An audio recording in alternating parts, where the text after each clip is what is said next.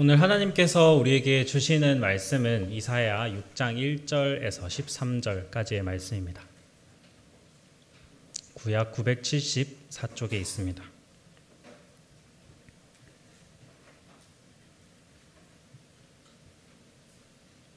네, 다 찾으신 줄로 알고 한 절씩 교독하겠습니다. 제가 먼저 읽겠습니다. 우시야 왕이 죽던 해에 내가 본즉 주께서 높이 들린 보좌에 앉으셨는데 그의 옷자락은 성전에 가득하였고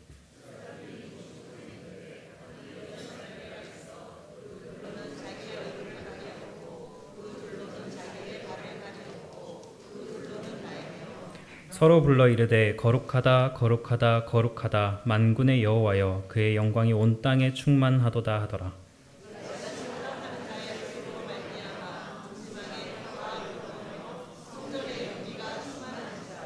그때 내가 말하되 화로다 나여 망하게 되었도다. 나는 입술이 부정한 사람이요 나는 입술이 부정한 백성 중에 거주하면서 만군의 여호와이신 왕을 배웠음이로다 하였더라.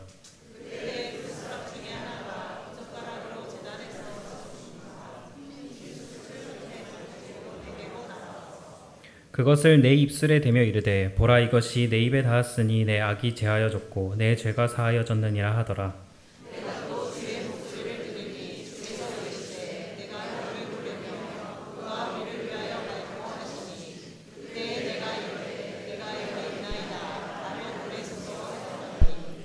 여호와께서 이르시되 가서 이 백성에게 이르기를 너희가 듣기는 들어도 깨닫지 못할 것이요 보기는 보아도 알지 못하리라 하여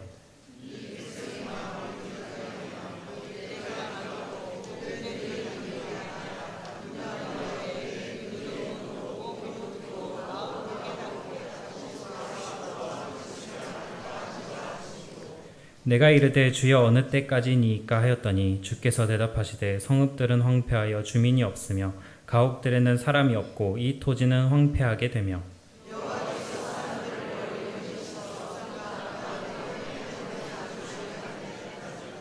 함께 봉독하겠습니다. 그 중에 10분의 1이 아직 남아있을지라도 이것도 황폐하게 될 것이나 밤나무와 상수리 나무가 배임을 당하여도 그 그루터기는 남아있는 것 같이 거룩한 씨가 이 땅의 그루터기니라 하시더라. 아멘.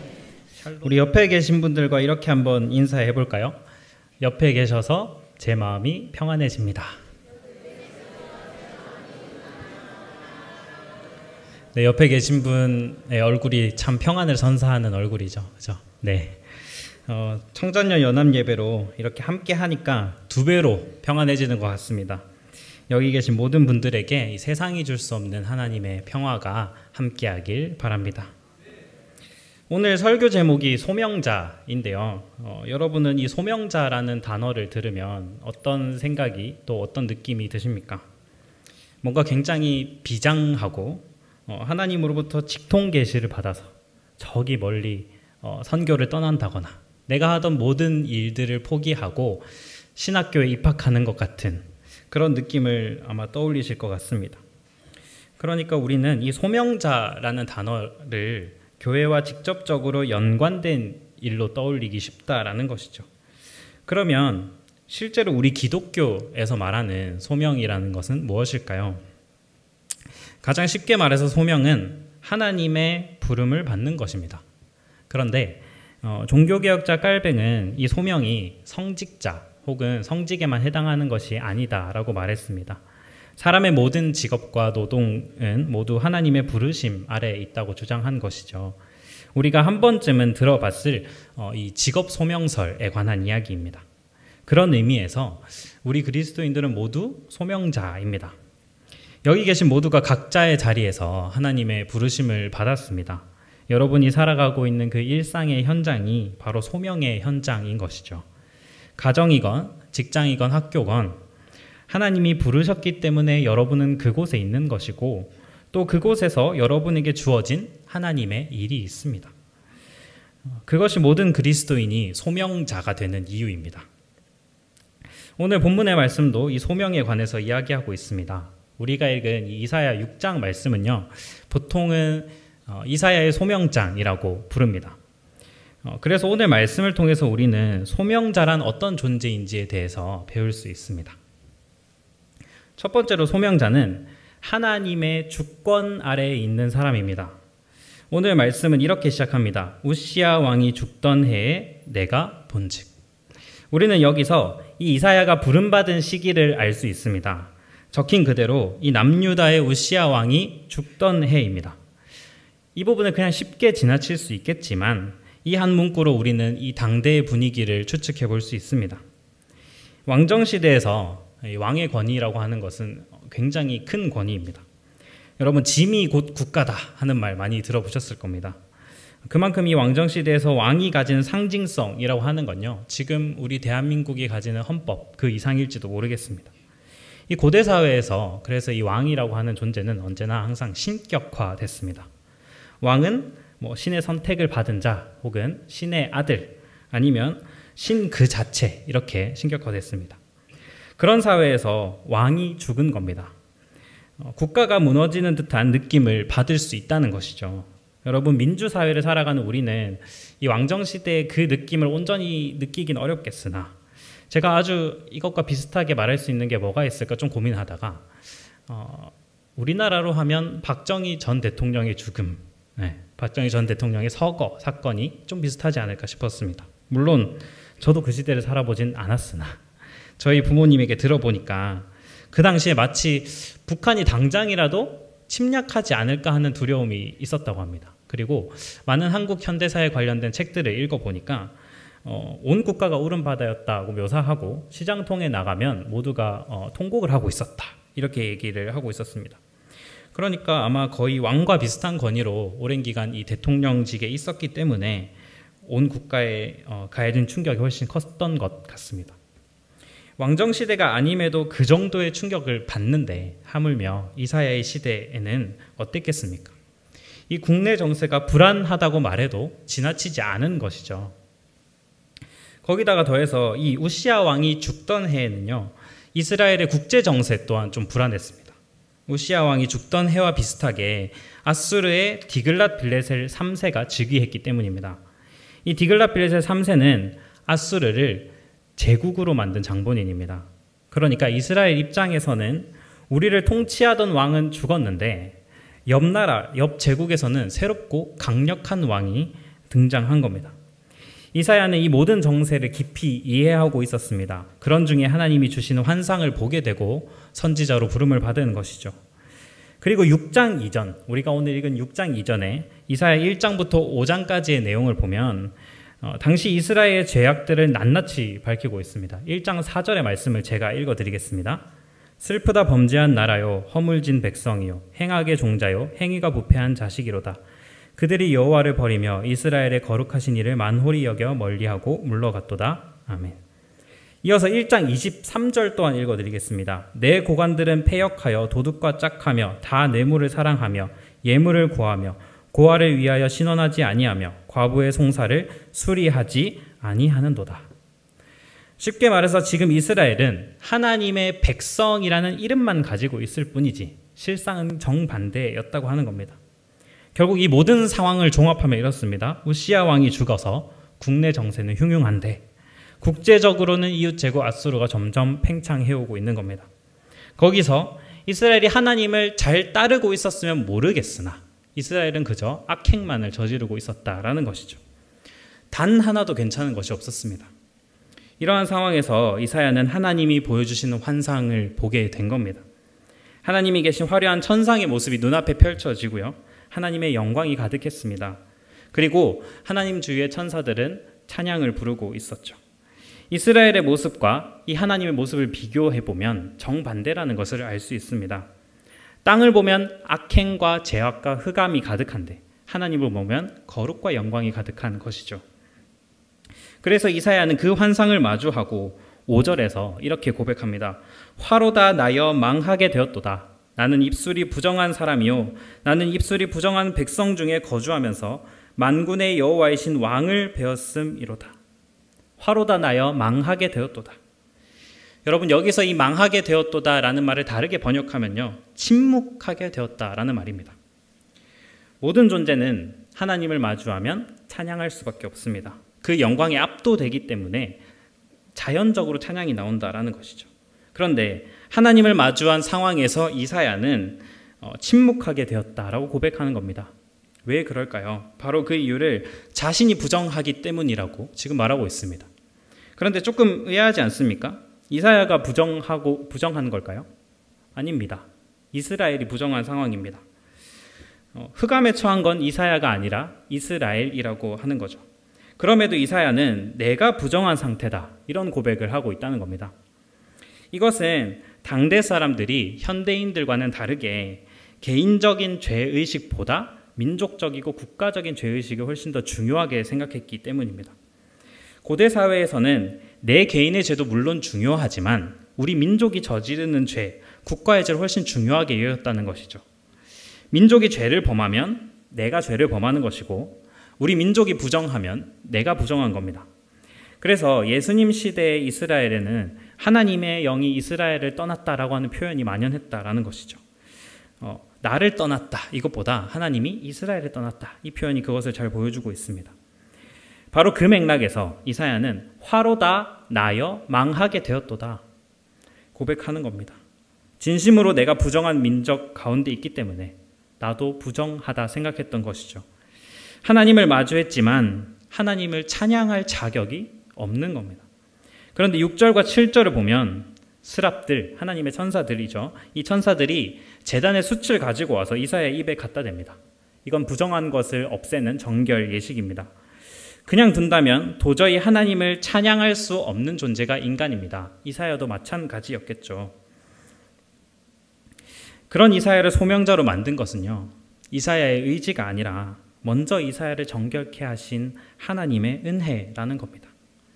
그래서 소명의 첫걸음, 소명자의 첫걸음은 하나님의 주권 아래에 있다는 겁니다. 내가 믿어서 그리스도인이 되었다. 내가 시간을 내어서 예배에 나와왔다. 내가 지금까지 많은 선택을 해서 지금 이 자리에 있다라고 하는 말은 근원적으로 틀린 말이 되는 것입니다. 우리의 모든 것은 하나님의 부름에서 시작합니다. 하나님께서 이사야를 정결케 하신 것처럼 하나님께서 부르셨기 때문에 우리가 이 예배의 자리에 있는 것입니다. 하나님께서 부르셨기 때문에 우리의 일상이 있는 것입니다. 하나님께서 부르셨기 때문에 우리는 믿을 수 있다라는 겁니다. 결국 모든 그리스도인, 이 모든 소명자는 하나님의 강력한 주권 아래에 있는 존재들입니다. 우시야 왕이 죽은 해 이사야가 마주한 것은 하나님의 영광이었습니다. 디글랏 빌레셀 3세가 즉위하는 그 해에 이사야가 마주한 것은 하나님의 영광이었습니다. 이것은 그 어느 세상 왕이 온다 하더라도 진정한 이 세상의 왕은 하나님 한 분뿐이시라는 것을 말하고 있는 겁니다. 분명히 기억하시기 바랍니다. 소명자는 철저히 하나님의 주권 아래에 있어야 하는 사람들입니다. 두 번째로 소명자는 하나님께 민감해야 합니다. 1절부터 시작되는 환상에서 천상의 모습이 나타나고 있습니다. 그런데 이 모습은 단순히 천상의 모습을 묘사한 것에 그치지 않습니다. 정확히 표현하면 천상회의가 열리고 있는 장면이라고 보시면 됩니다. 성경에서는 이 천상회의에 대한 모습들이 여러 군데 등장을 합니다. 창세기에서 우리의 형상대로 사람을 창조하자라고 하는 그 부분도 천상회의의 모습이다라고 많은 신학자들이 이야기합니다.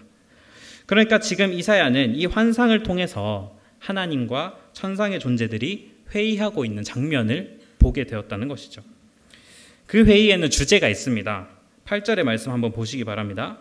내가 또 주의 목소리를 들으니 주께서 이르시되 내가 누구를 보내며 누가 우리를 위하여 갈꼬 하시니 아멘. 이것은 현재 부정한 이스라엘에게 누구를 보내어서 심판의 메시지를 전할까 하는 하나님의 고민입니다. 그리고 하나님께서 지금 말씀하시는 대상들은 이사야가 아니라 함께 회의를 진행하고 있는 천상의 존재들입니다. 그래서 성경 속에서 천상회의를 통해 하나님의 메시지를 전하는 자들은 보통 하나님의 사자, 스랍들, 하나님의 천사들입니다. 다양한 인물들 앞에 이 하나님의 사자들이 나타나는 것을 우리는 성경 곳곳에서 볼 수 있습니다. 기드온, 무덤 앞의 여인들, 아브라함, 수태고지 등등이 있죠. 그런데 그런 천사들을 향한 질문 앞에서 대뜸 이사야가 대답합니다. 내가 여기 있나이다, 나를 보내소서. 내가 여기 있나이다, 나를 보내소서. 지금 이사야는 자신을 대상으로 던져진 말이 아님에도 그 하나님의 음성에 반응하는 겁니다. 그것도 소극적으로 반응하는 것이 아니라 아주 적극적으로 응답하고 있다는 겁니다. 그렇다면 성경 속의 소명자들은 다 이사야처럼 반응했을까요? 아닙니다. 모세는 떨기나무 앞에서 하나님이 부르셨을 때 나는 입이 둔한 자입니다. 이렇게 말했습니다. 기드온은 하나님의 사자 앞에서 내가 무엇으로 이스라엘을 구원하리이까? 보소서 나의 집은 므낫세 중에 극히 약하고 나는 내 아버지 집에서 가장 작은 자니이다 하고 대답했습니다. 예레미야는 어땠을까요? 주 여호와여 보소서 나는 아이라 말할 줄을 알지 못하이다. 모세와 기드온, 예레미야는 하나님의 부르심을 피하려 했다라는 겁니다. 잘 생각해 보면 사실 우리도 이들과 동일하다고 생각할 수 있습니다. 우리에게 문득문득 이 하나님의 마음이 느껴질 때가 있습니다. 주님의 뜻에 순종해야 할 것 같다고 느껴지는 순간이 있죠. 사랑의 마음, 나눔의 마음, 의에 줄이는 그 마음들이 불쑥불쑥 찾아올 때가 있습니다. 그런데 우리는 그것을 반가워하거나 달가워하지 않습니다. 하나님, 제 삶도 너무 버거운데, 제 삶에 지금 짐이 너무나 많은데, 제 삶의 상처도 너무나 많은데, 너무나 버겁습니다. 이렇게 고백하는 것이 우리의 솔직한 고백 아니겠습니까? 그러나 이사야는 달랐습니다. 자신을 콕 집어 명령하신 것이 아님에도 아주 적극적으로 하나님의 부르심에 민감하게 반응했다라는 겁니다. 어쩌면 그것이 하나님이 이사야를 택하시고 환상을 보게 하신 이유일지도 모릅니다. 우리는 이사야처럼 하나님의 부르심에 응답해야 합니다. 마지못해서 반응하는 것이 아니라 빚진 자처럼 사랑하는 것이 아니라 아주 민감하고 적극적으로 하나님께 반응해야 하는 것입니다. 내가 여기 있나이다 나를 보내소서. 내가 여기 있나이다 나를 보내소서. 예수님께서 우리에게 누구든지 나를 따라오려거든 자기를 부인하고 자기 십자가를 지고 따를 것이니라. 이렇게 부르실 때 우리는 주님 내가 여기 있습니다. 저를 보내주십시오. 소망이 없는 이 땅에, 사랑이 없는 이 땅에, 평화가 없는 이 땅에 십자가를 지고 따라가겠습니다. 나를 보내주시옵소서. 이것이 아주 버겁더라도 우리 모두의 고백이 되어야 한다는 것입니다. 소명자는 하나님의 부름에 민감하게 반응하는 사람들이기 때문입니다. 마지막 세 번째로 소명자는 하나님의 소망입니다. 오늘 말씀 9절과 10절에서 하나님께서는 좀 이해할 수 없는 말씀들을 하십니다. 제가 읽어드리겠습니다. 여호와께서 이르시되 가서 이 백성에게 이르기를 너희가 듣기는 들어도 깨닫지 못할 것이요 보기는 보아도 알지 못하리라 하여 이 백성의 마음을 둔하게 하며 그들의 귀가 막히고 그들의 눈이 감기게 하라. 염려하건대 그들이 눈으로 보고 귀로 듣고 마음으로 깨닫고 다시 돌아와 고침을 받을까 하노라 하시기로. 아멘.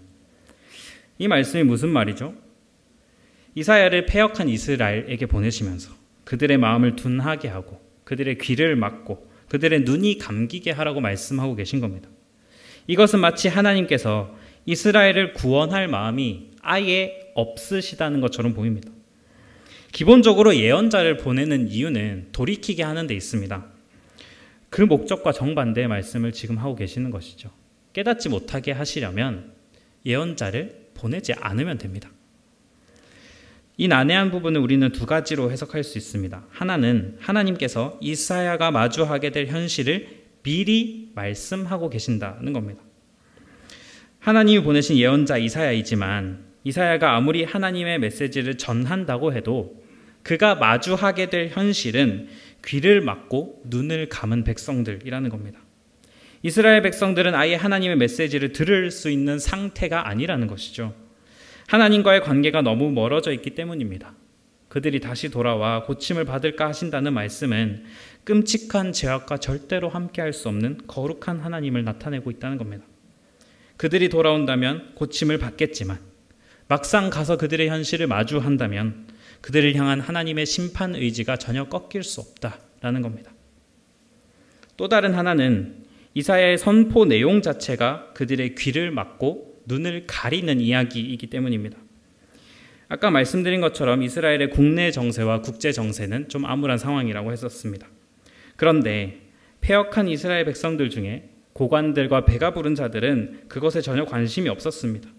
오로지 자신의 배만 불리기에만 급급했다는 것이죠. 이사야 1장 11절의 말씀을 제가 읽어드리겠습니다. 여호와께서 말씀하시되 너희의 무수한 재물이 내게 무엇이 유익하뇨?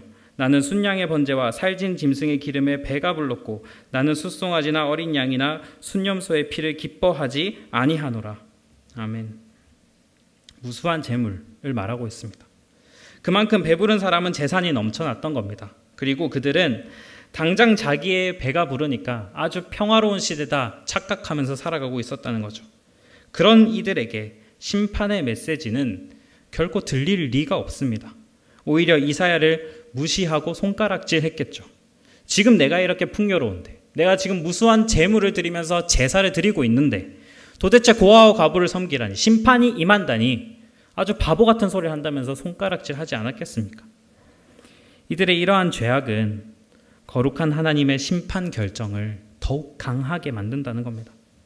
그래서 11절과 12절과 13절의 말씀에서 하나님은 완전한 폐허, 완전한 멸망을 말씀하십니다. 그리고 그 말씀은 이후 남유다가 패망할 때에 이루어지게 됩니다. 저는 이 말씀을 읽으면서 우리 한국교회 상황이 이와 같지 않을까 좀 두려운 마음이 들었습니다. 3대 종교라고 하는 불교, 천주교, 개신교의 신뢰도 조사에서 불교, 천주교와 달리 우리 개신교는 70%의 부정 반응을 얻었습니다. 교회를 못 믿겠다라는 것이죠. 그 영향이 미디어에 여실히 드러나고 있습니다. 여러분들 드라마나 영화 보시면 아시겠지만 타락하는 종교인은 보통 목사로 나옵니다.